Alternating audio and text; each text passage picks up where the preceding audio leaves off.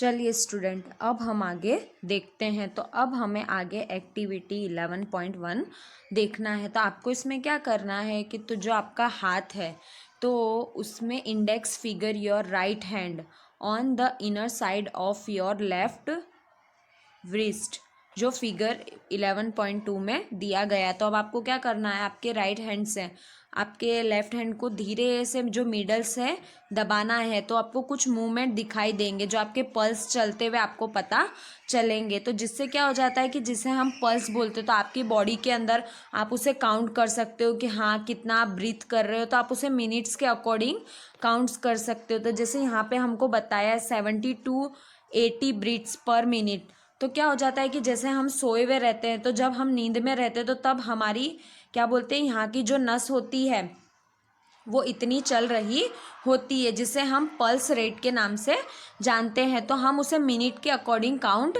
कर सकते हैं, जो हमें यहाँ पे बताया गया है। तो अब आप उसको काउंट करिए। Place in your body where you can feel the pulse. अब आपको क्या फील कर रहे हो आप इस पल्स को लेके, देखिए यहाँ पे आपको यहाँ पे ड्राइंग में बताया गया है। तो recording your own pulse beats per minutes and those of your classmate value you obtain in table 11.1 compare them. अब आपको क्या करना है, आपकी पल्स का और आपके फ्रेंड के पल्स का दोनों का क्या करना है, आपको कंपैरिजन करना है। तो वो दोनों को कंपैरिजन कर कर आपको ऑब्जर्वेशन कर कर 11.1 में लिखना है। तो जिससे आपको पता चल जाता है कि हाँ आपकी पल्स कितनी चल रही है और कितनी एक्टिव हो रही है। तो जिससे हमको ये पता चलता है कि हाँ इसे हम नाड़ी स्पंद कहते हैं। तो जिससे हमें पता चलता है कि कौन सा मनुष्य जीवित है और कौन सा मृत है। तो इस चीज़ से हम ये चीज़ जान सकते हैं। तो यहाँ पे आपको देखिए टेबल बताया गया है, तो यहाँ पे आपको लिखना है। अब हमें यहाँ पे बताया गया है कि ये क्या होती है, जो वीन्स होती है वो हमारे कार्बन डाइऑक्साइड के पार्ट को क्या करती है, ब्रेक कर देती है, मतलब कि समृद्ध कर देती है। जिससे क्या होता है, हमारे शरीर के अंदर इसकी एक दीवार होती है। तो वो दीवार वॉल कैसी होती है, एकदम पतली होती है। तो जो हमारे शरीर के अंदर, हार्ट के अंदर ब्लड सर्कुलेशन होता है तो उसमें टूवर्ड्स काम करती है। इसमें जो वॉल्व होता है, तो वॉल्व की वजह से क्या होता है, ये हार्ट की तरफ ही जाती है। देखिए यहाँ पे आपको ये ड्राइंग भी बताया गया है। तो किस तरीके से देखिए लंग से होकर किस तरीके से ये जाती है ना।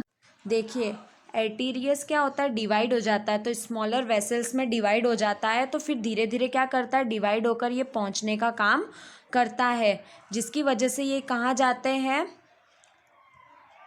कैपिलेरियस तक पहुंचने का काम करते हैं। और फिर वहां जाकर ये हमारे हार्ट से जॉइन हो जाते हैं। चलिए अब हमारा जो नेक्स्ट पॉइंट है वो हार्ट है। तो अब इसमें हम इंफॉर्मेशन लेते हैं। अब इसके ड्राइंग देखिए, आपको यहाँ पर हमारी बॉडी के अंदर हार्ट जो ब्रीथ मतलब कि जिसकी वजह से हम लोग क्या कर सकते हैं, हमारी धड़कनें चलती है। तो कंटिन्यूसली ये पंप के रूप में काम करता है। और जिससे क्या होता है, हमारी बॉडी का सर्कुलेशन चलता रहता है। और यह क्या कंटिन्यूसली इसी तरीके से काम करता है। चलिए अब हम आगे देखते हैं। Imagine a pump working from years without stopping. Absolutely impossible, yet over hard work like a pump non-stop. Let us now learn about the heart. तो अब आप ये जानते हो कि नॉन स्टॉप क्या करता रहता है, वर्किंग करता रहता है। तो चलिए अब हम जानते हैं, the heart is a location in the chest cavity with its lower tips. तो क्या हो जाता है कि ये क्या होती है, एकदम मतलब कि लोकेशन जो होती है हमारी चेस्ट की वो लोअर होती है।